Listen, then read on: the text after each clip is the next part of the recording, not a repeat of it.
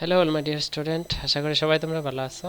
এবং আজকে আমরা ক্লাস 9 গণিত R1 অনুশীলনী যে আছে এটার মধ্যে 21টা প্রশ্ন আছে, তার মধ্যে 1 নম্বর প্রশ্নটা আমি এই ভিডিওর মধ্যে সমাধান করব। তো তোমরা শেষ পর্যন্ত দেখো। শুধু পরীক্ষায় যে এই প্রশ্নটা আইব তেমন হইতে পারে না, এরকম অন্য মানে কোয়েশ্চনটা বদলাইয়া সংখ্যাটা বদলাই দিলাইতে পারে। যেমন প্রশ্নটা দেখলে তোমরা বুঝবাই কিতা কইছে প্রশ্নের মধ্যে। দেখো বইয়ের মধ্যে দেখাইতেছি কেতা কইছে যে আর অনুশীলনী R1 কোয়েশ্চন নাম্বার 1, বর্গমূলের দ্বারা √2 এর আনুমানিক মান 2 দশমিক স্থান পর্যন্ত নির্ণয় করো। ঠিক আছে, তো প্রশ্নটা খুবই সহজ যদি তোমরা ভালো করে বুঝতে পারো। এবং পরীক্ষায় যে খালি √2 আইব তেমন না, √2 আইতে পারে, √3 আইতে পারে, 7 আইতে পারে, √5 আইতে পারে, √11, যে কোনো সংখ্যা পরীক্ষা দেওয়ার সম্ভাবনা আছে। তো মনোযোগ দিয়ে বুঝবা যে সমাধান কিভাবে করতে লাগে। যদি এটা জানো তে যে কোনো প্রশ্ন দেখ না কেন পরীক্ষায় দিয়া তোমরা ভালো মার্কস স্কোর করতে পারবে। তো চলো শুরু করা যাক।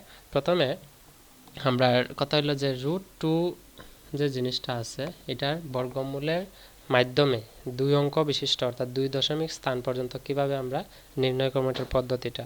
তো পদ্ধতিটা যেহেতু দুই রকম আছে, একটা হচ্ছে ভাগ পদ্ধতি, এবং ভাগ পদ্ধতির মাধ্যমে আমি সমাধান করার চেষ্টা করব।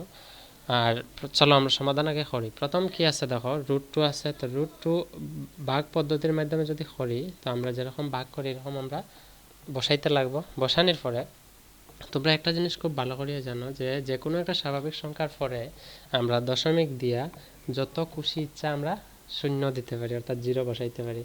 এরকম আমরা যত ইচ্ছা জিরো বসাইতে পারি, তার মধ্যে কোনো প্রভাব পড়ে না। ঠিক আছে, অর্থাৎ আমি এখানে জিরোর দশমিক দিয়ে আমি এখানে যেরকম জিরো দিছি এখানে আমি জিরো দিলাম 4টা। তারপর কি করবো, আমি এই যে জিরোগুলো দিছি এগুলো পেয়ার বানাম। পেয়ার মানে জোড়া জোড়া বানাইমো, জোড়া। তো জোড়া যদি করি এটা এক জোড়া, এটা এক জোড়া, এটা এক জোড়া, উপরে টান দিলাইমো। কেদার লেগে করছি তোমরা প্রশ্নটা সমাধান করলে তোমরা খুব ভালো করে বুঝতে পারবে, শুধু মনোযোগ দিয়ে দেখো। এবং এই সেম পদ্ধতি, একই পদ্ধতি দিয়ে আমরা √3, √5, √7, √11 যে কোনো সংখ্যার বর্গমূল আমরা খুবই সহজভাবে বার করতে পারবো। সো প্রথম আমরা কি করবো, 2 রে এমন একটা সংখ্যা দিয়ে ভাগ করবো যে সংখ্যাটা এখানে বসাইতে লাগবে এখানে বসাইতে লাগবে। অর্থাৎ যেমন মনে করো আমি এখানে যদি 1 দেই, এখানে যদি 1 দেই এখানে কিতা বসাইতে লাগবে বলছি 1, অর্থাৎ সেম সংখ্যা বইতো। তো এখানে কি আইব 1 আইব। তো 1 1 কত হইব 1। তারপর আমি যদি 1 এর জায়গায় আমি 1 না দিয়ে আমি যদি 2 দেই, কেতা আইব সমাধানটা 2 দিলে এখানে কত দিতে লাগবে 2, এবং 2 দুগুণে আমরা পূরণ করলে কি হয়ে যাব 4। তো আমরা জানি যখন ভাগ করবো এই সংখ্যার হয় ভাগ করে হয় এই সংখ্যার সমান হইতো, নাহলে এটার থেকে কি হইতো ছোট হইতো, বড় তো হইতে পারতো না কোনো সময়। তো আমরা 2 দিয়ে সম্ভব না, তো আমরা এখানে কি করবো 1 করে দিব। 1 দিলে উপরে কি দিতে লাগবে 1। তো 1 1 আনসার কত হইব 1 হইছে। এখন আমরা বিয়োগ করবো, 2 থেকে 1 গেলে থাকবো 1। লগে যে দশমিকটা আছে, দশমিকটা তো ভাগফলের লগে থাকে সব সময়। অর্থাৎ আমি যখন যোগ করবো দুইটা সংখ্যা, মনে করো 2.4 আছে, 2.4 আছে, তো যোগ করলে দশমিকটা হয়ে যাবে যোগফলের লগে। ঠিক একই রকম ভাগ করলে আমরা ভাগফলটাতে মূল আনসার। অর্থাৎ আমি যদি 6 রে আমরা ভাগ দেও 3 দিয়া, তো আমরা ভাগফল কত আইব, আমার ভাগফল অর্থাৎ উত্তর কত আইব 2। তো ভাগফলটার লগেই তো এটা দশমিকটা উঠবো, যেরকম এখানে যোগ করলে যোগফলের লগে আয়। ঠিক, তো আমরা কি করবো দশমিকটা নেমে গিয়ে উপরে, উপরে নিলে ওইখানে কি তার হচ্ছে 0 0 0 0। তো এখানে যেহেতু আমি জোড়া জোড়া বানাইতেছি, তো যখন একটা জিরো না নামাই আমি কি তাহলে আমি 2টা জিরো, বুঝছো আশা করে তো। তারপরে কি তা আছে, তারপরে হইল গিয়া এখানে যে সংখ্যা দিছি আমি, যে সংখ্যা দিয়ে ভাগ দিছি সেম সংখ্যা এটার লগে যোগ করবো। যোগ করলে কি হইব 1 আর 1 যোগ করলে হইব 2, বুঝছো আশা করি কিতা কইছি। এই সংখ্যার লগে ঠিক একই সংখ্যা যোগ করে নিচে বসাইমো। বসানোর পরে আমরা 2 এর লগে এমন একটা সংখ্যা, যেরকম এখানে যত বসাইছি এখানে সেম বসাইতে লাগবো, এখানেও সেম করবো। 2 এর লগে এমন একটা সংখ্যা বসাইতে লাগবো যেটা এখানে বসাইমো এখানেও বসাইমো, যার পরে এখানে যদি মনে করো আমি 2 বসাই তো 22 হইব, এখানে 2 বসাইলে 22 দুগুণ হইলে 44। তো এমন একটা সংখ্যা বসাইতে লাগবো যেটা এখানেও বইতো এখানেও বইতো, কিন্তু এই দুইটা মিললে পূরণ করলে কত হইতো 100 হইতো, বা 100 থেকে ছোট হইতো। তো আমি দেখছি 3 যদি বসাই, এখানে 3 বসাইলে 3 তেইশে কত হইব 69। তো আমি যদি এখানে 4 বসাই দিই, 4 বসাইলে কি হইব, এখানে 4 বসার মতো 4 পূরণ 4 4 24 হইল গিয়া 96 96। তো অর্থাৎ আমি করতে পারি 96, যেটা 100 থেকে ছোট আছে, 100 থেকে ছোট। তখন আমি কি তা করবো, এখানে আমি 100 থেকে 96 গেলে 10 থেকে 6 গেলে গিয়া 4, 9 9 থেকে 9 গেলে গিয়া 1, এখানে হইল গিয়া 0, কত হইল 4। তো এখন যেহেতু 24 দিয়ে 4 ভাগ যেত না, যাইব নি না, তো সাইড যেহেতু ছোট, এখানে যেহেতু আরও এক জোড়া জিরো রয়েছে, এই এক জোড়া আমি নামাইমু। বুঝছো আশা করি।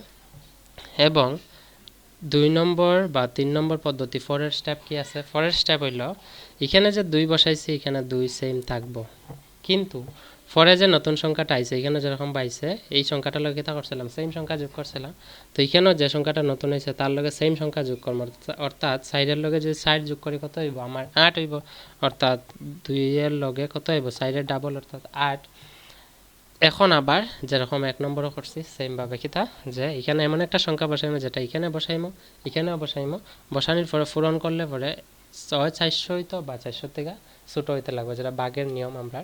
তো এখানে আমি যদি 1 বসাই, 1 বসাইলে এখানে 1 বসাইতে লাগবে, অর্থাৎ 1 বসাইলে এখানে 1 বসানোর মানে কি? এখানে 1 বসানোর মানে হলো 1 দিয়ে এটার পূরণ 100, 281 পূরণ 1 কত হইব? 281।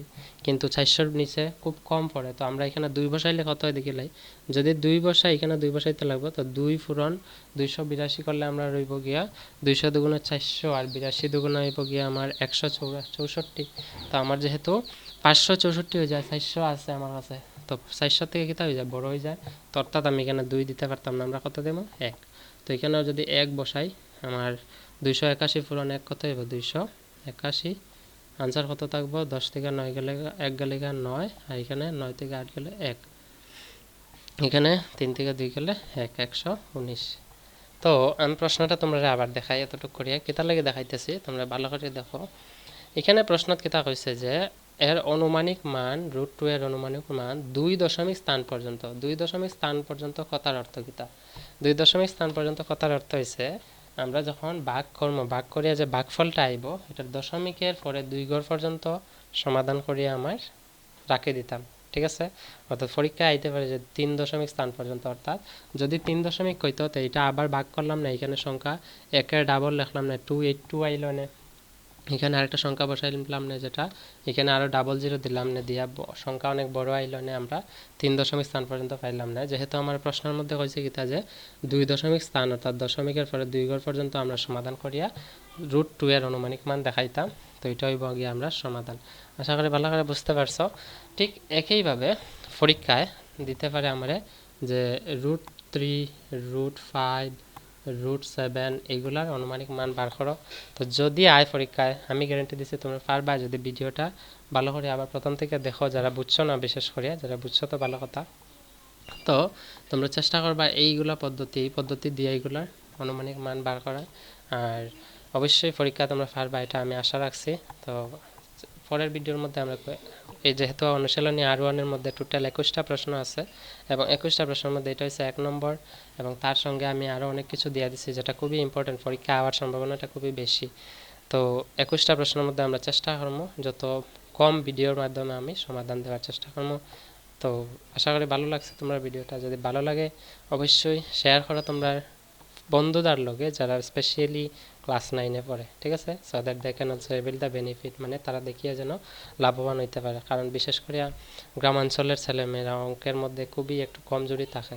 তো আমি চাই না তোমরা এই আধুনিক দুনিয়ার মধ্যে এত সুযোগ সুবিধা থাকার পরেও, স্মার্টফোন থাকার পরেও তোমরা যেন এত পিছনে থাকো অঙ্কের মধ্যে, শুধু অঙ্কের মধ্যে না, যে কোনো ক্ষেত্রে তোমরা চেষ্টা করবা নিজেরে এগিয়ে নেওয়ার। তো আশা করি বোঝা গেছে। তো যদি আমরা পরীক্ষা তাই এরকম, তো এই একই পদ্ধতিটা ব্যবহার করবা, এবং যদি হয় 3 দশমিক স্থান পর্যন্ত তো আরও 2 জোড়া জিরো দিবা, 4 দশমিক করলে আরও 2 জোড়া দিবা, এইরকম দেওয়া যাবে। বোঝা গেছে আশা করি। তো that's all for today. See you in the next video. Until then, keep watching, keep sharing, and take care. Bye bye.